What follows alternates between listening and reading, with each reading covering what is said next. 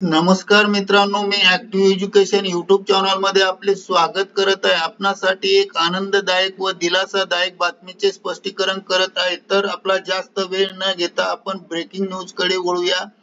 मित्रांनो, आजची breaking news आहे अत्यंत खुश खबर, म्हणजेच आनंददायक खुश खबर. आताच्या घडीची मोठी बातमी. बातमीच्या संदर्भात शासनाचा मोठा निर्णय. या संदर्भामध्ये माहिती जाणून घेऊया.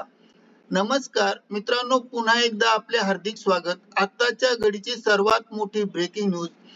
कर्मचाऱ्यांसाठी लाभदायक मोठी बातमी. बातमीच्या संदर्भात शासनाकडून घेतला मोठा निर्णय. कर्मचाऱ्यांच्या संदर्भात शासनाने कोणता निर्णय घेतला? घेतलेला निर्णय फायद्याचा आहे की तोट्याचा आहे? चला तर उपरोक्त प्रश्नांच्या संदर्भात आजच्या ब्रेकिंग न्यूजचे स्पष्टीकरण मित्रांनो पुढील प्रमाणे करूया. ब्रेकिंग न्यूजचे स्पष्टीकरण करण्यापूर्वी आपण जर ऍक्टिव्ह एज्युकेशन युट्यूब चॅनलवर नवीन असाल तर चॅनलला लाईक, शेअर आणि सबस्क्राईब करायला विसरू नका. तसेच नवनवीन अपडेट प्राप्त करण्यासाठी बेल आयकॉनला प्रेस करायला विसरू नका. ही बातमी अत्यंत महत्त्वाची आणि कामाची असल्यामुळे आपल्या मित्र परिवारांना शेअर करून लाईक करायला विसरू नका. तर चला पाहूया ब्रेकिंग न्यूजचे स्पष्टीकरण. नमस्कार. राज्य सरकारकडून कर्मचाऱ्यांच्या बाबतीत मोठा महत्त्वपूर्ण निर्णय घेण्यात आला आहे.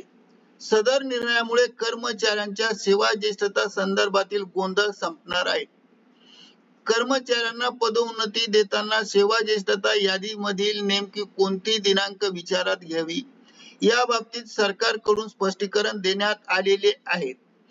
यामध्ये दिनांक 25/4/2004 पूर्वी राज्य शासन सेवेत रुजू झालेले व विभागीय स्पर्धा परीक्षेच्या माध्यमातून पदोन्नती प्राप्त झालेल्या कर्मचाऱ्यांच्या त्याच्या प्रथम नियुक्ती दिनांकापासून पुढील पदोन्नती करता पात्र असल्याचे स्पष्टीकरण देण्यात आले आहे.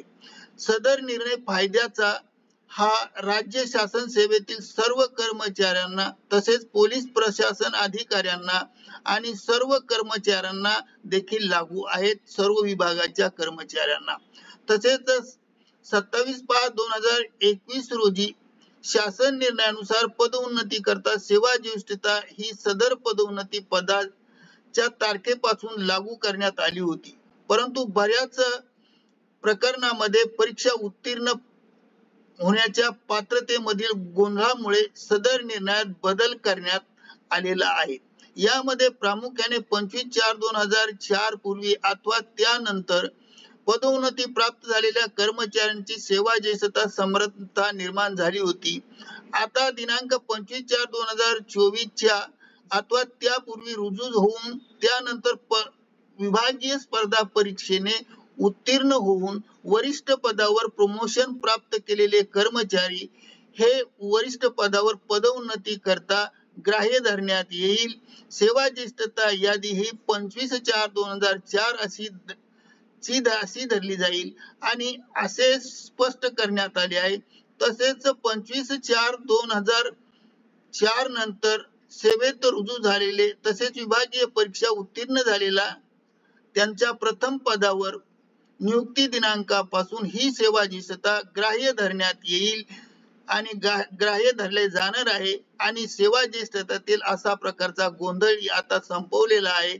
करिता ऍक्टिव्ह एज्युकेशन युट्यूब चॅनलने आपल्या माहितीस तो हा व्हिडिओ व्हायरल केला आहे. धन्यवाद. Thank you very much. Best of luck for your future life.